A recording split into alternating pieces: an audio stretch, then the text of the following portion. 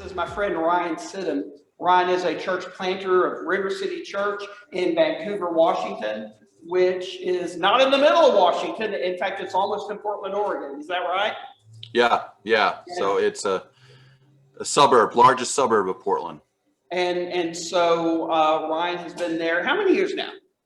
4 years. 4 years. And Ryan and I met when he was coming through, cultivating some partnerships back when I was in Texarkana. I've been praying for him since. God is just doing some incredible things. Our theme for this month is making disciples in unfriendly territory. One of my burdens, I've come to the conclusion, whether it's church planting, church revitalization, church conflict, any problem in the body of Christ is a disciple-making problem. If you don't have enough leaders, we're not discipling them to step up. If we're not reaching people, we're not doing the front end of discipleship, getting out where unbelievers are. If we've got church conflict, people aren't behaving as disciples ought to behave. And so you're going to hear me say a lot, you've read it in the communique, that GTBN, we help churches make disciples today. The today part is crucial because you probably have already figured out we are no longer what we used to affectionately call the Bible Belt. There was a time when almost everyone out here went to church, even if they were lost. Church was a good thing. And we could have our activities and life would happen to people, and the church was something good that they had memory of and they could come back to. And so if we were just dressed up at church with our activities and our worship and had a welcoming atmosphere, then unbelievers would come into our door and many would hear the gospel and we could begin to engage them as disciples. That is not the case any longer. The unbelievers around us are probably 2 generations or more separated from the church. And so we need to be raising disciples that will go into the community with the gospel and then bring them into the body instead of just say, y'all come. And that is what put Ryan on my radar, and why I've prayed for him for years, because Vancouver, Washington is as un-Bible Belt in America as we can get. And I don't suppose there's ever been what we call the Bible Belt out in Vancouver. And so you don't have that generation of older Christians that we have that are at the heart of our churches. And so life rests on getting out into the community, building relationships, presenting the gospel. Sometimes that takes time. It's not always one presentation, invitation, and boom, it's done now. And engaging in that and being patient with unbelievers for that opportunity, and then growing genuine disciples, helping embed the disciplines of Christian faithfulness in their lives, and then engaging them for God's kingdom purpose. And Ryan is at the front end of that in his plant, but I'll let Ryan tell that story. But where Ryan is ministering is where our communities are becoming. And so I think he has some valuable things that he can teach us about being the church today. So guys, welcome Ryan Sidhom, your North American Mission Board supported church planter. Thank you, Jim. Thank you so much for the kind intro. So I'm super pumped to be here with you guys and gals today.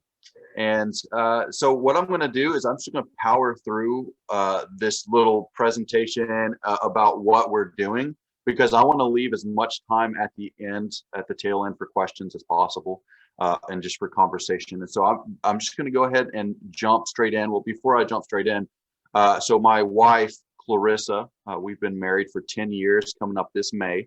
So we're really excited about that. We've lived 4 of those years here in Vancouver, Washington.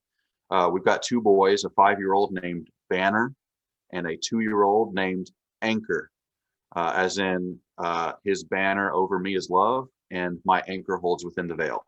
And so I recently, I don't know, Jim, if you've seen my tattoo, but it's a banner and an anchor. And it's been in a place where, most people have tattoos. It's been a really cool opportunity when people ask me, hey, what does your ink mean? Because it's different. There's no words on the banner. Well, I've actually gotten to share the gospel several times just because of the tattoo that I have of my boys' names on my arm. And so that's an introduction to my family. Now I'm going to share the screen, and So and so that way lets me be able to cheat and see what's coming up next. But we're getting started a little bit early, which is good because well, let me just show you. I want to show you the plans that I have for you guys, plans to give you a future. I don't want to take the whole time, but we're going to talk about the unfriendly territory we're in, how we're making disciples, and then how you guys can get involved in what we're doing. So let's talk about the territory to start. And just so you guys know, I'm going to send you, or I'm going to send Jim this entire presentation in email, and as well as my contact information. So hopefully, Jim, you'll be able to get this out to everybody who is here. I'm going to give it to you in PDF. So we're in Vancouver, Washington. And every time I say we're in Vancouver, Washington, people are like, oh man, I love Canada. And I'm like, no, actually Washington's in America. But it's the Vancouver you've never heard of. We're the largest suburb of Portland, Oregon. And we're not everyone, oh, you're in Washington, so you're in Seattle then, huh? No, there's another, we're about 3.5 hours south of Seattle. And so we are in the Portland metropolitan area, and we are actually, so my house, we live in Vancouver, we are 1 mile from the Portland airport. So, when you think of suburbs of larger cities, you think kind of, 45 minutes out. And that's not the case. We are smack dab in Portland. So what you see in the news is kind of, it's made its way towards where we are. But I'm not going to rehash that stuff because you know that stuff. Here's some stuff you don't know. The population of Portland Metro is 2.7 million people. We have the most strip clubs per capita of any city in the nation. And that's usually a shocker. People usually think that's Vegas, but that's not true. We've got the second highest concentration of LGBTQ identifiers in the nation. In case you're not familiar with that means, I'm pretty sure everybody is, but that's lesbian, gay, bisexual, transsexual, and either queer or questioning. And so second highest concentration of not only identifiers, but also their allies and their sympathizers, which to me is huge because that represents a large portion of our society that has been burned by the church, that say they want nothing to do with the church anymore because either I've been burned or my friend's been burned, and they have not, we as a church have not, as a capital C church, as the church in America, I don't think we've done a good job extending love to the LGBTQ community. We're also the least religious city in the United States. And that was, we were named by Time magazine, the least religious metropolitan city in the United States. Now, if you shift north of the border, we're going to talk about Washington now.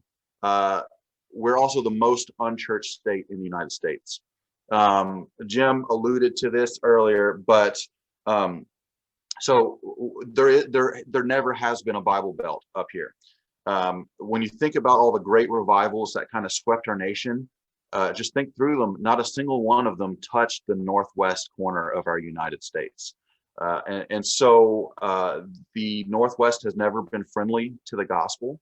And the people who settled here were, you think about the gold rush. So you had the gold diggers, and then after the gold diggers came, the loggers came to cut down the trees. And then you had the gold diggers and the loggers, and then after that, the prostitutes came to service the gold diggers and the loggers. And so when you see natives now of the Northwest, they're descendants of gold diggers, loggers, and prostitutes. And so literally in the South, where I'm originally from, Memphis, Tennessee, by the way, I'm so used to talking to people and saying, are you a believer?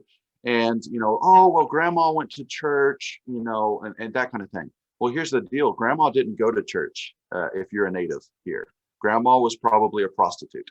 And so that's the reality of where we are. Now, Vancouver, Washington specifically, we got named the #1 city in the nation that millennials are moving to right now. And that's huge for missional purposes, because you and I both know that the millennials and the Gen Zers, those are lost generations of the church. We're bleeding millennials and Gen Zers. Well, our city is the #1 city in the nation that they are flocking to right now, which gives us incredible leverage with the lost generation. We got named the most depressed city in the United States. Go us. We also got named the highest rising rent in the nation for 5 years in a row. Now, this is Vancouver, Washington specifically. Every year, our rent goes up approximately 16.3% every single year because of the masses of people flocking here. And so I like to share that our 1,100 square foot house that we rent for our family of 4, we haven't bought because we can't afford it. But we pay $2,000 a month for 1,100 square feet house.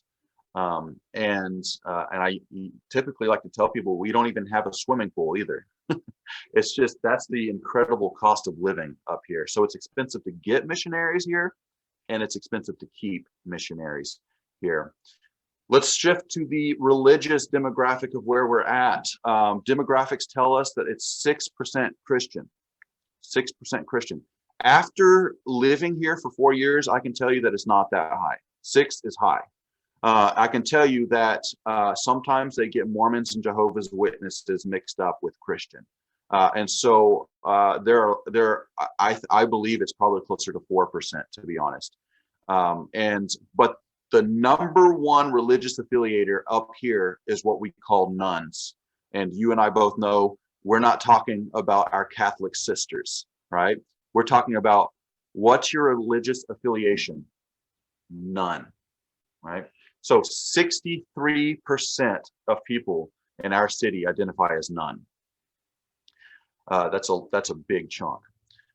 Following that is what we're calling the Duns, and these are primarily millennials that have moved here from the outside, saying, I grew up in the church and I'm done with it because they burned me, they burned my friend, something happened, yada yada. I'm done with the church. I never want to go to church again. So those are the Duns. And we find that in our neighborhood, the Duns primarily identify as either Buddhist, Wiccans, or atheists now, right? I used to be a Christian. I grew up in the church, but now I'm a Buddhist or a Wiccan or an atheist. So when you come to Vancouver, Washington, step foot on our ground and look around, what you're going to see is a bunch of Duns, Buddhists, Wiccans, and atheists. And that's who we're doing ministry among. I love the title of the talk, Making Disciples in Unfriendly Territory. I was like, man, you can't describe it any better than that. So we have one Southern Baptist church up here for every 42,000 people. Last time I was in Texas, well, let me just back up and say this. We have 68, I think it is, Southern Baptist churches for the entire Portland metropolitan area, 2.7 million people, 68 churches. I think last time I was in Texas, I passed 68 churches between the airport and my first gas station, right? And the rental car place or something. I mean, it's like, so there's just not churches up here. It's just not it's not part of culture. And I've had a partner tell me, wow, 42,000 people. So that means your churches must be pretty big then, yeah? And that's not the case. So when a church up here grows to be 45 members, the other pastors come together in a conference, much like you're doing, and the guy who has 45 is the speaker, and they're like, all right, tell us your secret. How did you do it? Right? And so the churches are extremely small up here, which is funny because one of our partner churches, they run maybe 9,000 on a weekend. And they'll ask me, hey, so do you guys have a big church up there? And the answer to them is always no, right? It doesn't matter how big we get. It's not going to be big compared to you guys. That's just not what happens up here. And so, but let me tell you about River City Church. We launched on Easter Sunday, 2019. So just 2 years ago. So this coming Easter is our 2-year birthday. On launch Sunday, we had 120 people, which was huge. On our high attendance day, we had 188, which we were a mega church that day. And I like to share also that the highs and lows of church planting. We had 188 that day. The Sunday before that, we had 12. And so that was less than 6 months into us church planting. And I literally hung my head. And I was like, well, we gave it a good run. I guess it's time to pack our bags. We failed. Right. And then 188 show up the next week. And I'm going to get into why we're seeing those numbers. But right now, pre-COVID, we were averaging 68 from week to week. Now we're averaging 79 week to week. So we've actually seen growth through COVID. But I'm going to share kind of what that looks like. So let me talk about what we're doing to make disciples. Our mission statement, and this is important, is encountering the author of love and engaging our community in that love. We believe that that's two sides of the same coin. If you encounter God, the author of love, but don't tell anybody about it, that's a privatized faith. And that's not what the Bible tells us to do. If you engage your community with love, but don't engage God, that's humanitarian work. And if that's what we're doing, we might as well pack our bags and go home, right? So we do that through our three core values: authentic community, life-changing experiences, and life on purpose. And these three are important because we're going to circle back to these in just a few minutes. But this is too long for me to ask my people to memorize. And so we talk about our tagline being changed by love. Basically, when you boil down our mission statement and our core values, when you come into contact with Jesus, he's going to change you, right? Amen.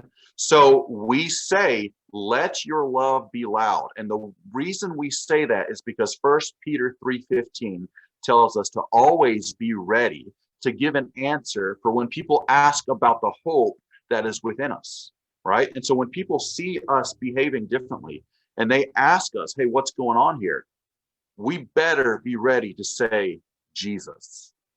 We can't say, oh, we just want to be a good church. We just want to love the community. No, we have to say Jesus. And so one of our sayings is earn the ask. Don't just wait for somebody to ask, but earn the ask, right? And so what I'm about to share with you next is a result of us over the last 2 years earning the ask. In less than 2 years, we've been able to put in 6,504 volunteer hours into our local community. 2,713 of those have just been since the pandemic alone. And just so you're aware, we define our local community not as Portland, that's too big, not as Vancouver, that's too big. We define it as a 20-minute walk around River City Church, because that's how urban the context is where we are. Within a 20-minute walk around our property, there are approximately 26,000 residents. That's pretty densely populated. And so the majority of those hours have been put within a 20-minute walk around our property. And you better believe that we're turning some heads because of what we're doing in the city. Now, I want to clarify this real quick, because there's a bigger, more established church in town that actually has multiple staff members, multiple full-time staff. And when the pandemic first hit, they sent out an email blast to the community saying, hey, if you guys are looking for somewhere to serve during the pandemic, we're looking for somebody to come mow our grass and to power wash our building. And I got that email, and it blew my mind that this church with multiple staff members who are all of a sudden not doing much because of the shutdown are telling their 6% Christian community, hey, I know that your loved ones are dying right now in the hospital, and I know that you're having trouble putting food on the table because you lost your job, but we need somebody to come mow our grass. To me, that was unbelievable. But I say that to say this: if somebody mows our grass at River City Church, that's not counted in this figure right here, 6,504 volunteer hours. Those are hours out into the community, serving somebody else besides us. In our first 2 years, we've also taken regional, national, and international mission trips. None of those are counted in that figure. This is all local.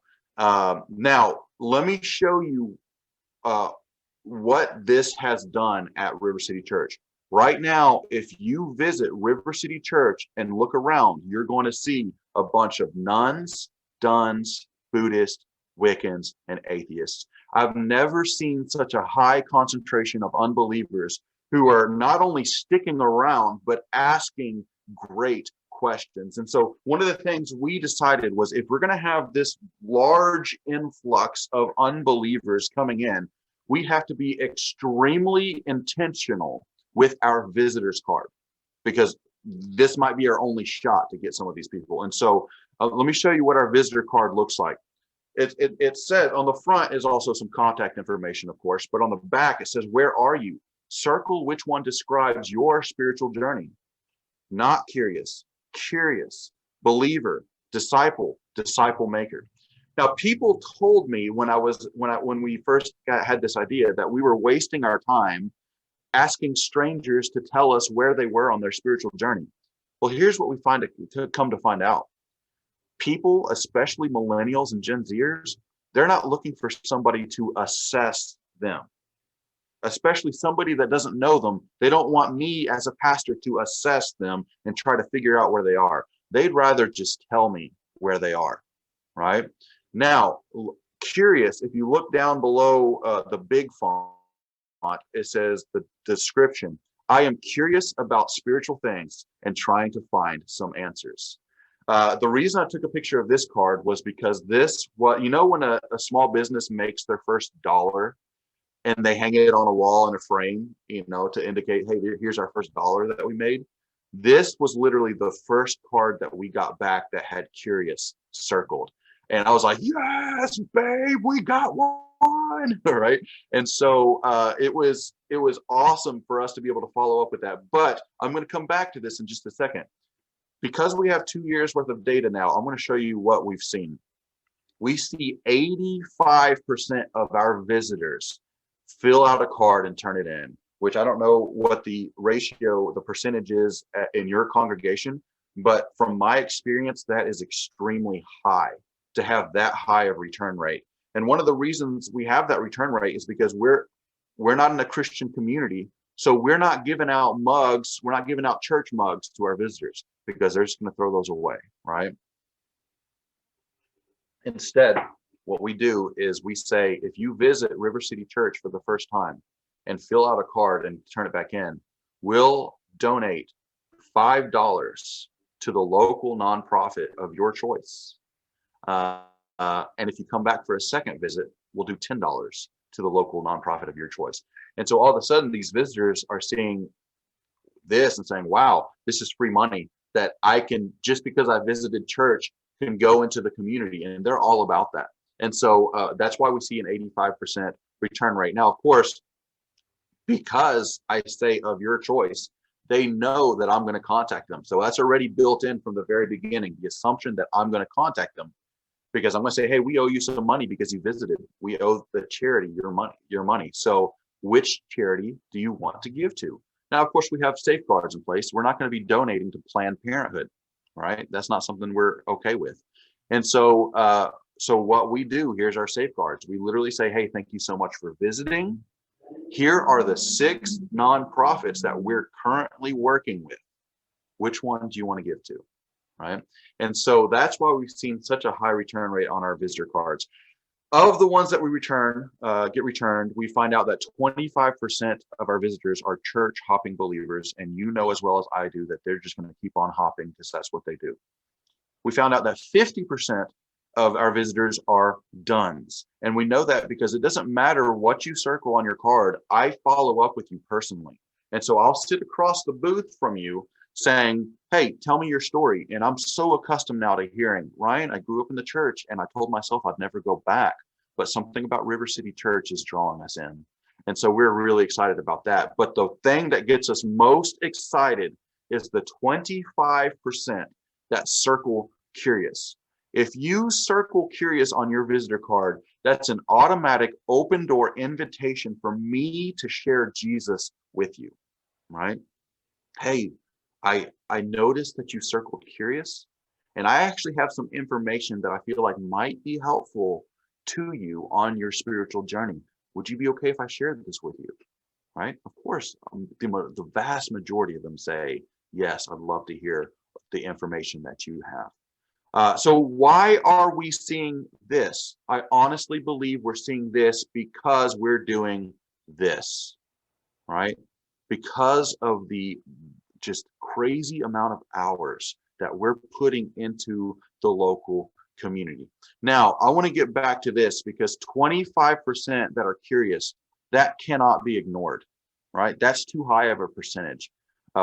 God is allowing all these unbelievers who are seeking answers to come to River City Church right now. And so God pressed upon my heart that I needed to do something extremely intentional with these curious people, because here's one of the major differences between the Bible Belt and here. And I say this, I want you to know this because this is where you guys are headed, right? The Bible Belt's not influencing the West Coast. The West Coast is influencing the Bible Belt, right? That's just reality. And so gospel presentations do not work up here, and they will not work in your future, gospel presentations, because people, especially the millennial generation and younger, do not want to be presented at. They're not interested in that. Instead, we've had to shift from gospel presentations to gospel conversations, right? It's give and it's take. It's not a one-time presentation and they hit their knees and say, Jesus, save me. That's not the way it's working, right? We're having to have these conversations, and we're having to have them through relationship. And so God pressed upon my heart to literally do something that could be a journey, a faith journey for those who are curious. And let me tell you the way that plays out. God pressed upon my heart to write this book. It's called Curious.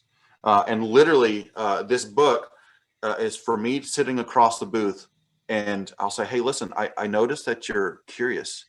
Well, I actually wrote a book for you specifically. It's called Curious. And the subtitle is Everything You Need to Make an Informed Decision About Jesus. Because whatever decision they make, whether it's yes or no, they're wanting it to be an informed one, right? And here's the way this book works. You read it with me. I don't want you to read this by yourself. I want you to read this with me. 4 pages a day. Can you do 4 pages a day? That's not very much, right? This is divided into days. And here's the deal, right? What's that called? That's called a devotional. They don't know that word yet, right? 4 pages a day. And I want to meet you once a week to process what you're reading, whether your thoughts are pro-Christian or not. I want to hear what you're thinking. And this is a 10-week commitment. What do you say? Right? And let me tell you what happens. If they commit to reading this in 10 weeks, they will have read through the entire Gospel of John in a way that they understand it. That's what this is. It's the Gospel of John with my just easy to understand commentary on it. Basically, it's if I were to write sermons on the book of John for unbelievers. That's what this is, right? And so anyway, I'm going to come back to this in a second because some really exciting things are happening with this. But let me move on. So we're blowing and going. We're rocking the boat. We're making waves in our community, and COVID-19 hits. When, by the way, I don't know how old your church was when COVID-19 hit. I know it was devastating for everybody, but we were 10 months old when COVID hit. We hadn't even celebrated a year yet. And we had to ask, as a church plant, as a young church plant, do we focus on trying to maintain what we have? Or in faith, do we continue the mission and the vision? Now, let me remind you, the mission is encountering the author of love and engaging our community in that love through those 3 core values. And I had to stop and ask myself, can we encounter the author of love in isolation? The answer is yes. I can do a private Bible study, right? But can I engage my community in isolation? No, I can't. Can I do authentic community, life-changing experiences, life on purpose in isolation? No, I can't. And so I feel like if we were to pull back then, that we would have had to change our mission statement and our core values. And I didn't feel God releasing me from those. And so we said full steam ahead in faith. And so I'm about to show you, this. You don't have to read all those because that's not going to make sense to you. These are local nonprofits that we've been able to partner with just since the pandemic alone.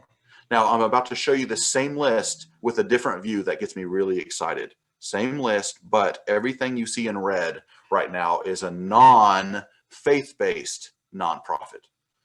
Non-faith-based. And so literally these are nonprofits that are working together for the good of the city that we love, right?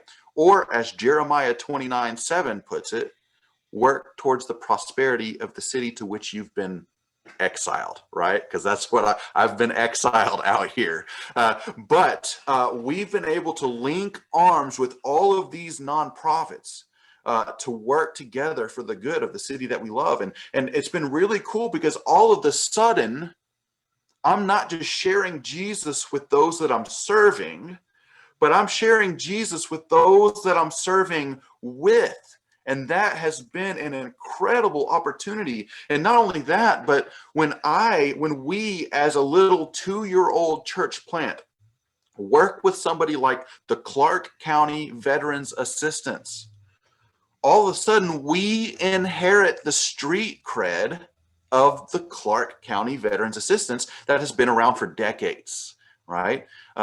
And so it's been really exciting to be able to do this. And so now I want to zoom in on some very specific things that we've been able to do. These are things we've done just since the pandemic alone, but I want to double click on these red ones right here. First of all, when the pandemic first hit, all the restaurants and stores and gas stations, they all shut down, right? They closed their doors to indoor traffic. Well, here's the deal about our community. Within a 20-minute walk around our church building, there's approximately 1,000 homeless individuals. 1,000. That's a lot. And so when the pandemic first hit and all the gas stations closed, all of a sudden you have 1,000 homeless people that don't have anywhere to use the bathroom, let alone wash their hands. And especially in a global pandemic, that's not good. And so, and we found out really, really quickly that our neighbors in our community don't like it when homeless people poop on their front lawn, right? We didn't even have to do a survey for that one. We found out really quickly the community didn't like it. And so what we did was we teamed up with the Mental Health Association of Portland, which is a non-faith-based nonprofit, and we turned our parking lot into a homeless pit stop. It had a row of porta potties that were sanitized by our volunteers after each and every single use. We had 2 hand washing stations and we had a shower trailer. And we ran that pit stop every single day, 7 days a week for 2 months. And you better believe when we did that, we had a bunch of nuns, duns, Buddhists, Wiccans, and atheists turning their heads and saying, hold on a second. I've never seen a church do that before, right? I'm actually going to come back to that in just a second, but let me move on to LULAC, which stands for the League of United Latin American Citizens. Basically, it's the NAACP for Hispanic people. And so in our neighborhood, a 20-minute walk, the population is approximately 26% Hispanic. And you know as well as I know that the minority people groups, they are suffering more with food insecurity. And so what we did was we teamed up with LULAC and we did what we called the Dia de los Muertos Mercado, the Day of the Dead market, right? Which is their Halloween holiday.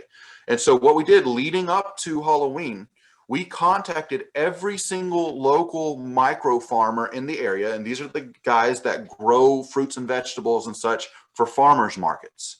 Well, because of COVID, all of the farmers markets are shut down, and all these farmers are suffering because they're not getting their income. So we contacted every single one of them and said, we want to buy all of your end of year produce, all of it at full price. And they were like, what? And so we blessed these micro farmers, bought all of their end of year produce. And then we set up an impromptu farmers market style thing on our property. And we told our community, we said, this is 100% free, no questions asked to anybody who needs it. And so we opened that market at 10 a.m. And I remember looking out at the food saying, man, if we're going to say take as much as you want, this isn't going to last but 1 or 2 hours. We ended up shutting down the market 8 hours later at 6 p.m. We lost count of how many families came through. We lost count at 250. And literally, I remember the sweet little lady in broken English come up and say, listen, I don't need a bag of onions like this. I need a bag of onions like this. And I was like, well, are you going to use it? She said, yes. I said, then let me help you bring it to your car. After 8 hours, I looked out and I saw the food that was left over.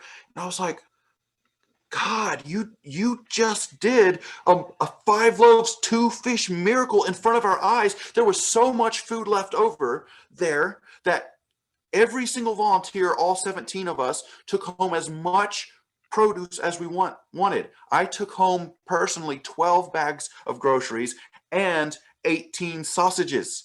And then after that, we had enough food left over to donate to 3 different food banks to last them for 2 weeks. It was a multiplication ministry miracle that happened in front of our eyes. And you have a bunch of nuns, duns, Buddhists, Wiccans, atheists turning their heads saying, I've never seen this before. What's going on? Because we weren't allowed to meet in our church building during COVID, I was not comfortable with just leaving our church building vacant the whole time during the COVID shutdown. And so what we did was we teamed up with the Homeless Council for Vancouver, and we turned our building into a homeless shelter. And so we literally had 75 homeless individuals living inside our church building under supervision, of course. And this was pre-cold snap that we made this decision. You remember the cold snap that hit nationwide. And so when the cold snap happened, we didn't have to pivot. All we had to do was unlock our doors, and the homeless people got in off the streets and had somewhere warm to sleep. Now you better believe this one specifically, us opening up our doors to be a homeless ministry, a homeless shelter, that turned the heads of the nuns, duns, Buddhists, Wiccans, and atheists, saying there's a church that's putting their money where their mouth is. Finally, if you were to look at a crime map of Vancouver, Washington, it would look like you paint a bullseye on our neighborhood simply because of the high, I think it has to do with the homeless population, but there's a lot of crime in our neighborhood. And the nearest police precinct is 20 minutes away.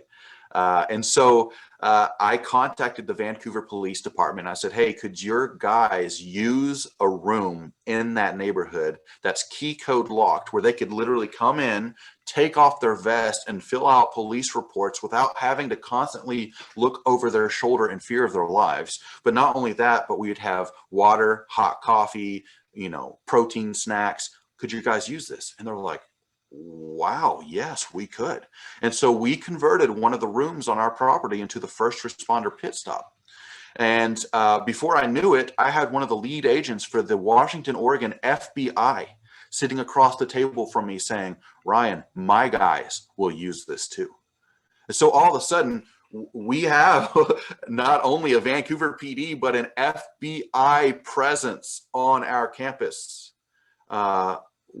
that's being used to house homeless people, that the property is being used to minister to the minority people groups, right?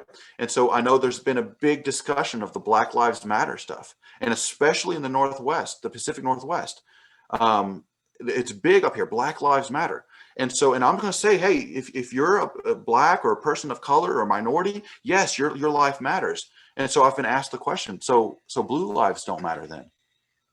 no, I think you're misunderstanding me. Yes, blue lives matter as well, right? If you're a people, I don't care what color you are, you matter, right? If you're black, blue, yellow, I don't know. I don't care, right?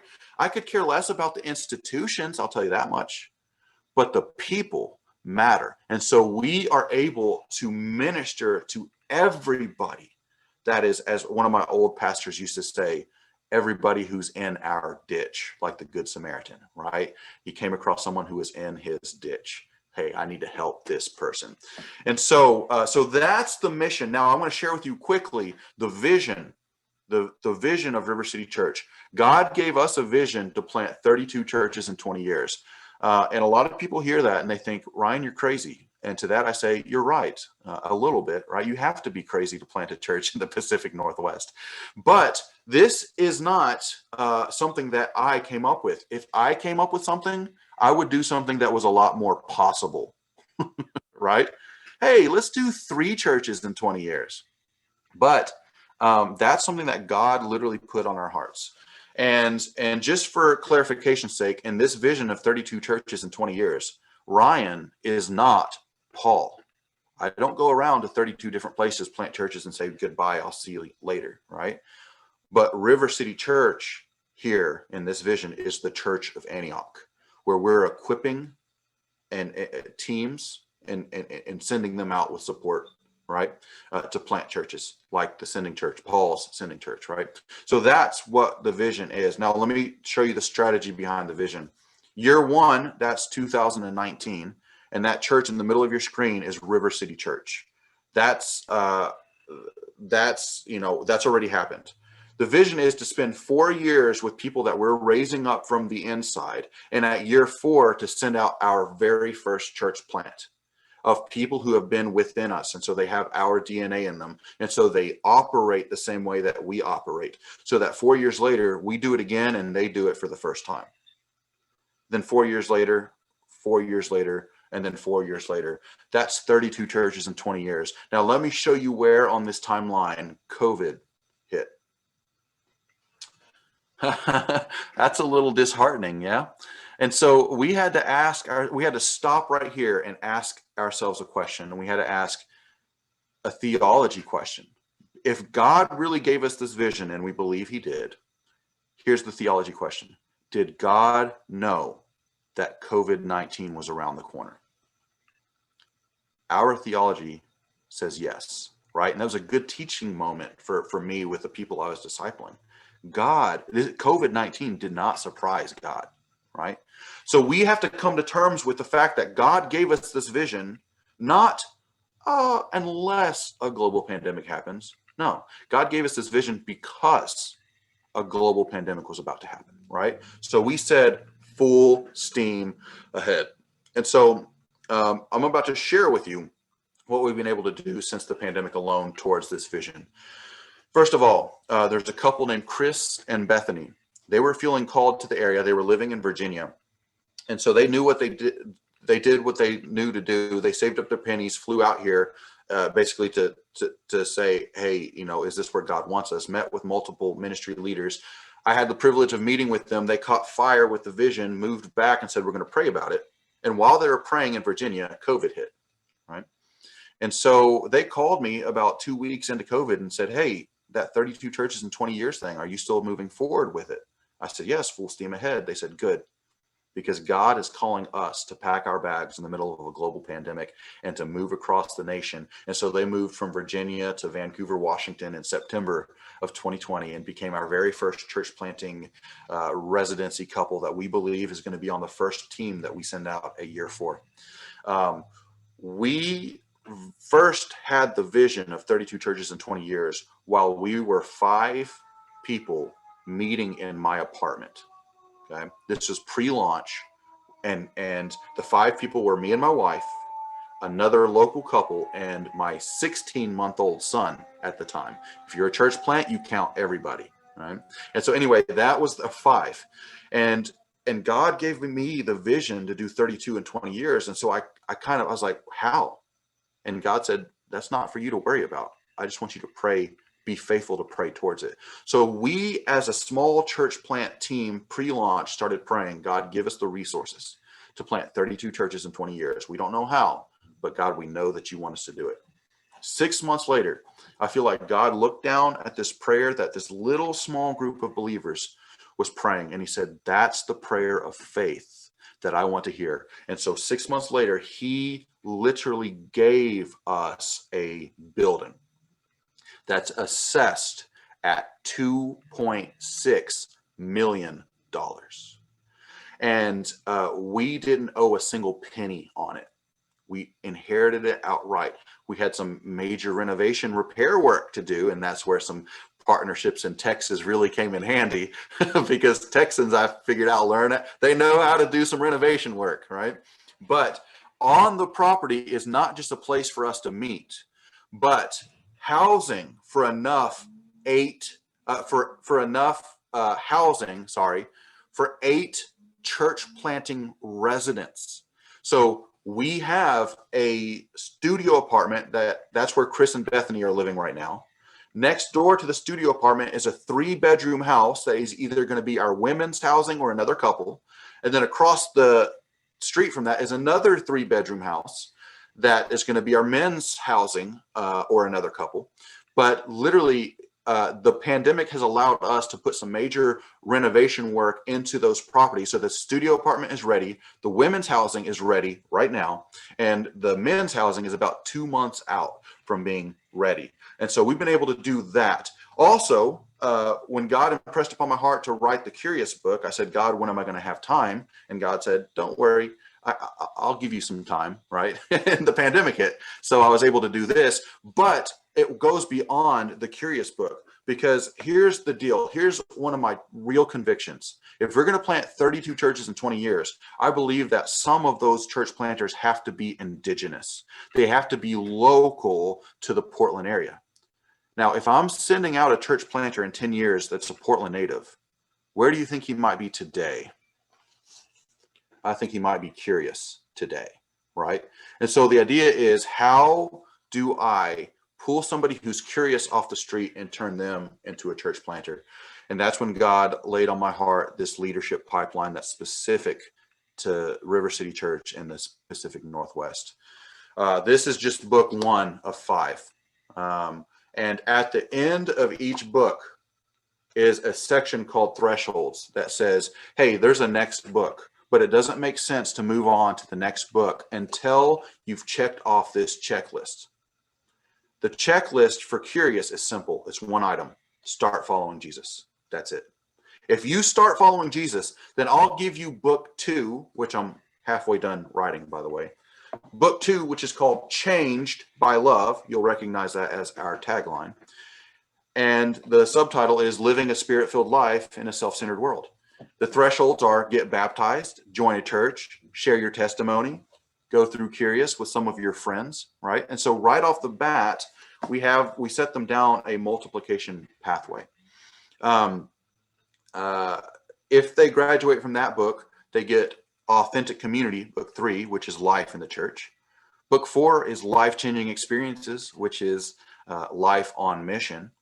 And then book 5 is Life on Purpose, which is micro ministry multiplication, so small groups, etc.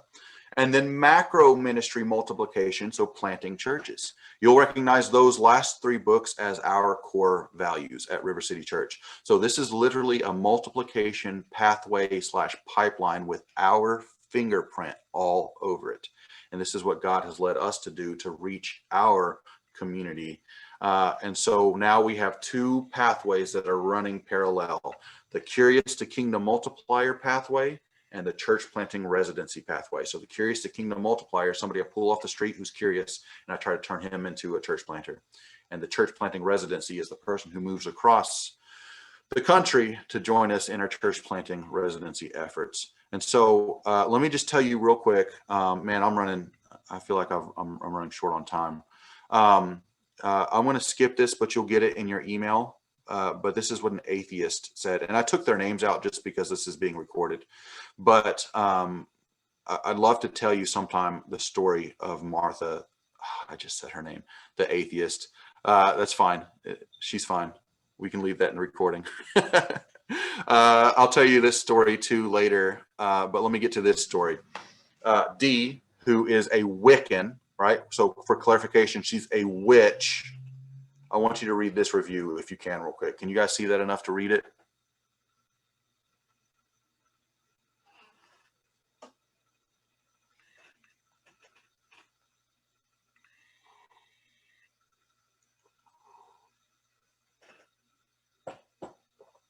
We first met Dee when she was asking for help on Facebook. She posted on Facebook that she needed help moving.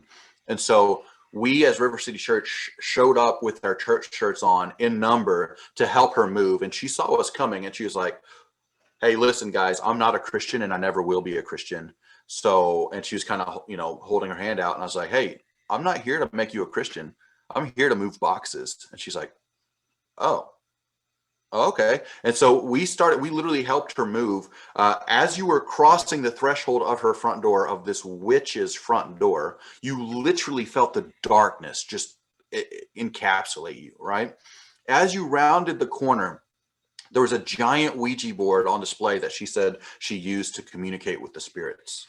So we served her, loved her well, and then we said goodbye. 2 weeks later, she posted on Facebook that she needs help again. So once again, here comes River City Church in numbers to help her. And she's like, hey, I thought I was clear that I'm not a Christian and I never will be. And I said, well, it doesn't matter, because Jesus, he's the guy that we worship. He tells us that it doesn't matter if you'll ever believe the same way that we do. We need to love you and we need to serve you well. And she didn't know what to do with that. And so I'll tell you what she did do. 2 months later, she got up on a Sunday morning and she came to River City Church. And I don't want this fact to be lost on you. A witch got up on Sunday morning and said, I'm going to church today, right? So she walked into the lobby of River City Church and she froze and her eyes went wide and she kind of started shaking just a little bit. And I was like, oh man, something really weird is about to happen, right? And I said, hey, Dee, is everything okay? And she goes, yes, but, and she, shakily pointed to the wall that had our core values printed on them: authentic community, life-changing experiences, life on purpose. Those 3 things, I saw them in a dream 2 nights ago. I was like, yes, come on, Jesus, let's do this, right? 2 weeks later, she came over to our house for coffee. Miss, I'm not a Christian and I never will be. She came over to our house for coffee. Clarissa and I are plotting and planning, saying, how can we turn this conversation to Jesus? We didn't even have to. 60 seconds in, she goes, hey, I know you guys are really spiritual people and I have a ton of respect for you. So is it okay if I ask you some spiritual questions that I've been thinking about? Yes, you can. All right. Now, fast forward to 2 months ago. She sent me a Facebook message saying, Ryan, I was registering for classes at Washington State University, and I saw that they were offering a theology course. And I thought, man, I'd be interested in learning more theology. But then I thought, but why would I take theology from somebody I don't know or trust, because I don't know this teacher's name? But then I thought, hey, why don't I ask Pastor Ryan if he'll teach me theology? I had a witch Facebook message me asking me to teach her theology. Praise God, all right? And so we are in the process now of going through some, we're not going through Wayne Grudem, I can tell you that much, all right? We're going through who is God, who is man, what is sin, right? Who is Jesus, right? And so that's really exciting. I want to share this. I'll let you read this real quick.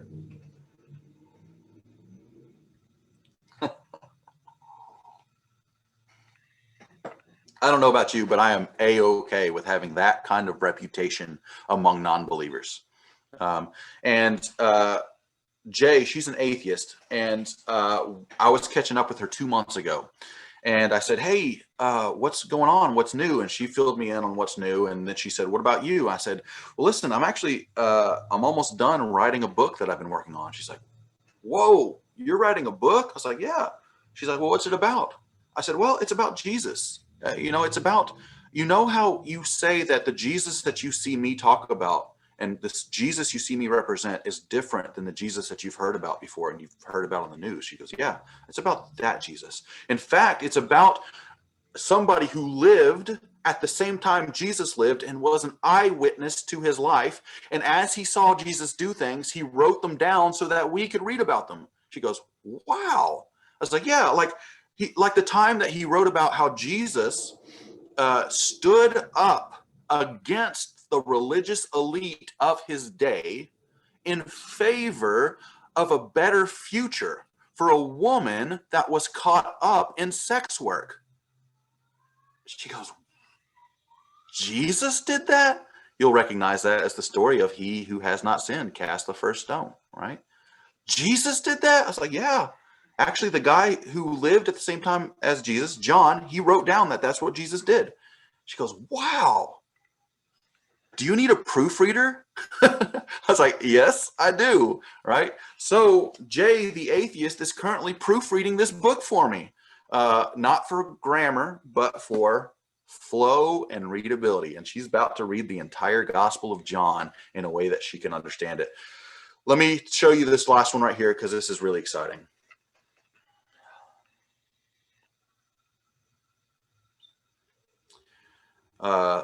We met, his name's Rami. We met Rami when he needed to use the bathroom. He was homeless, and he came to the pit stop. And after going to the bathroom for 4 or 5 days, he said, hey, do you need some extra volunteers here? You guys are cool, and I want to hang out with you. I was like, yeah. And so he ended up volunteering for the pit stop.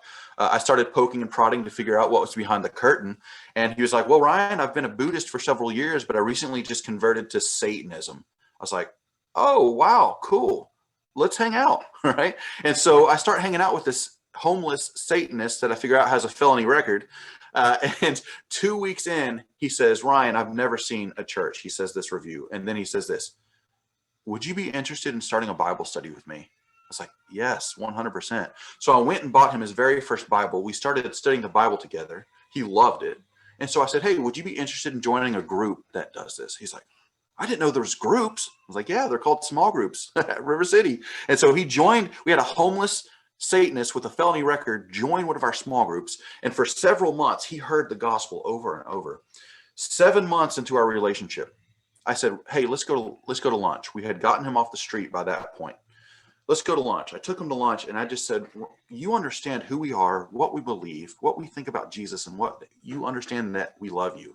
He's like, yeah. I said, listen, and I just shared the gospel with him in the clearest way possible.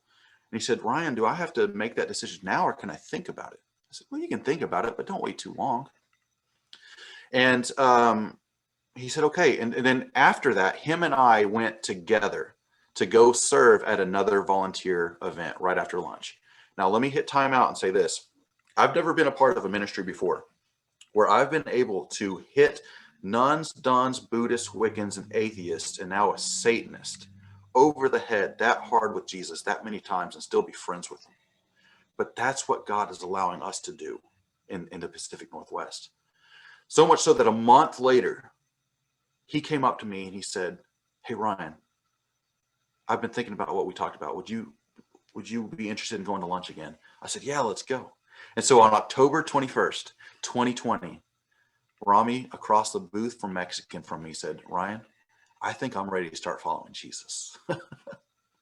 Yeah, right? Homeless Satanist with a felony record. He's on our side now, right? And so let me just wrap this up real quick for questions. And again, I'm going to email you this presentation. Here's what we need. Number one, I'd love to get your emails on our prayer update list. Number two, who do you know that I need to know? I asked Brother Jim that, and he said, I think you need to know the Golden Triangle Baptists. And so that's why he was gracious enough to let me speak to you guys. And then here's the big thing. I want to meet with you and your team individually. If it's just you, I'm not going to bore you with the stuff I just shared. We'll make it a 20-minute meeting instead. But if it's you and your mission pastor, I would love to kind of share this stuff again. Hey, bring me out there sometime. I'd love to. All it costs is a plane ticket and directions to the nearest Taco Bell. That's all I need, right? But I'd love to get your feet on our ground for a vision trip sometime so that you can see with your own eyes what God's doing out here. And then I'd love for you guys to take a mission trip. here's our website. Now, questions, and I'm going to take this down so that we don't feel like we're talking to a PowerPoint. Thank you so much for sharing, and looks like we got maybe about 9 minutes for questions. Sorry that And we took can so take a long. little longer if we need to, guys. Anyone have a question for Ryan? I have a question. Yeah. With all the hours of volunteering and starting with a core group, so it was 4 people basically, right, in the beginning? And Yeah. I haven't done the math yet, how many days this is, and but it's a lot. Yeah. Were the seekers also volunteers at some point? Yes. So let me tell you. So I love to tell this story. One of the very first volunteer project that we did, and it's actually not counted in those hours because this was before we launched.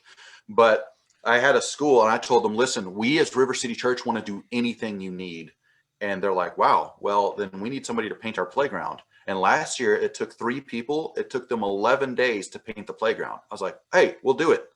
Well, what they didn't know was River City Church at the time was me, my wife, and my 16-month-old son. That's it. Well, he was 14 months at the time. And so I came home and my wife was like, are you crazy? How are we going to paint the playground? But literally what I did was I went door to door in my apartment complex. I knocked on doors. I said, hey, you don't know me, but we need some extra volunteers to help us paint this playground. They're like, oh, that's really cool. Yeah. And so I said, cool. Well, here's a paint shirt, right? And the paint shirt that I gave them said River City Church on it. And so we show up, and literally we had 9 volunteers come paint the playground with us. And literally as I'm on my knees rolling a paint roller, I'm like, hey, do you know about Jesus? Right? So I'm getting to share Jesus with the people I'm serving with. We finished it not in 11 days, but in 6 hours. We finished it in 6 hours. The school goes, oh my goodness, who are you guys? I'm like, we're River City Church. Right? And so that's the answer to what all those hours look like. So Because there is something that's called volunteer burnout.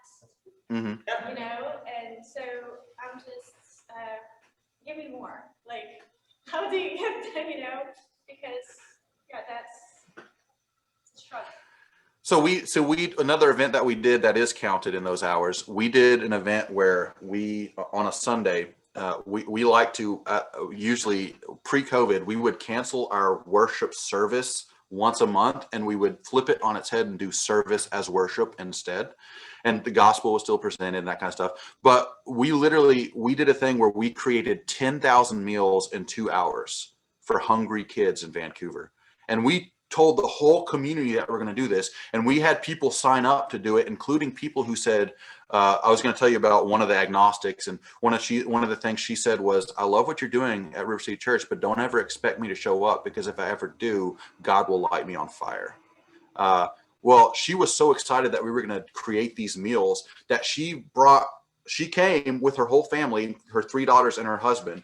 And so we spread the word to the community. We just teamed up with anybody who wanted to link arms, including nonprofits and small businesses. We had 179 people show up to help us. It was just the giant. I mean, it was a party is what it was.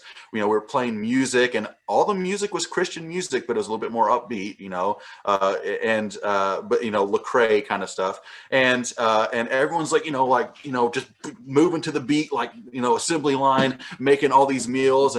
And we take all these big pictures of 10,000 meals that we created in 2 hours. But reality, that was 3 hours that all the volunteers were there. And so that's 179 times 3, right? That's that many volunteer hours.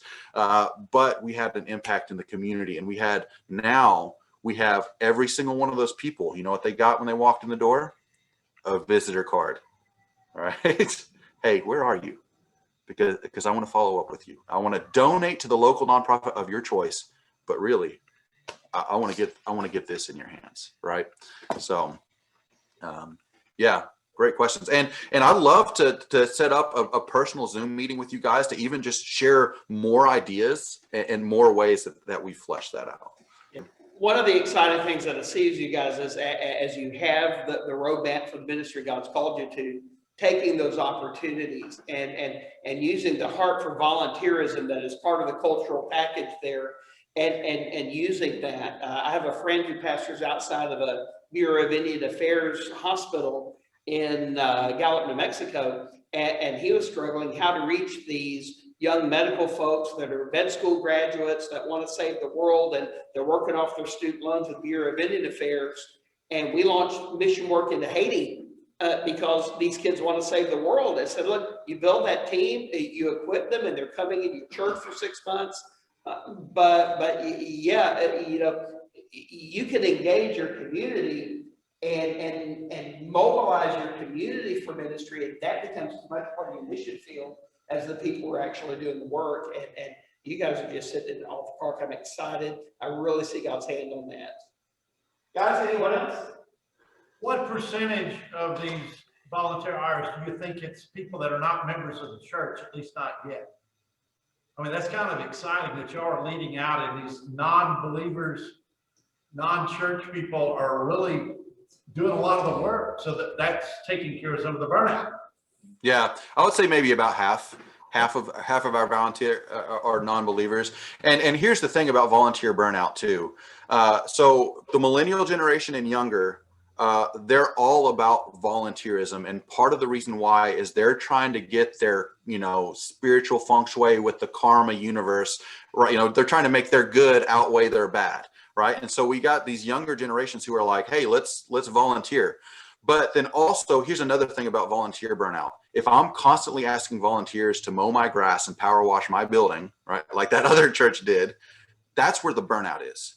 But if they see us doing real good in the community, if they see little children who have bellies full of food because we did 10,000 meals, they're like, it's like it releases endorphins, right? And they're like, it's addictive, and they're like, I want more, right? And so we have not experienced volunteer burnout yet, by the grace of God. But it's because not a single one of those hours is inward focused, if that makes sense. It's all saying, hey, you know, we have and listen, we're doing a lot of good in the community, but that's not why we're here to do. But the good that we're doing is so that people will ask about the hope that is within us, right? Earn the ask so that we can say Jesus. So, yeah. Anything else, guys? Hey, Ryan, I want to thank you so much for taking the time with us. Hey, brother, before you leave, one more thing. I love Church Plant Coffee. Okay. It was great. Tell these guys about it just real quick. Yeah. So, you know, 32 churches in 20 years is going to cost some money. And so I was thinking through like some creative funding mechanisms. And I remember sitting one day just frustrated because I spent all day trying to brainstorm stuff and I couldn't think of anything. And so I went to bed frustrated that night. And literally that night I had a dream, like a literal dream, where we roasted our own coffee in the Pacific Northwest. And that's the place, by the way, where God makes good coffee, right? And we roasted it here and we shipped it to our partners across the states that said, hey, we want to, you know, utilize not only our missions budget, but maybe even our hospitality budget for mission work. And every single penny of profit goes to support that 32 churches in 20 years vision. And so the dream. And so, but in my dream, we literally owned the website churchplantcoffee.com.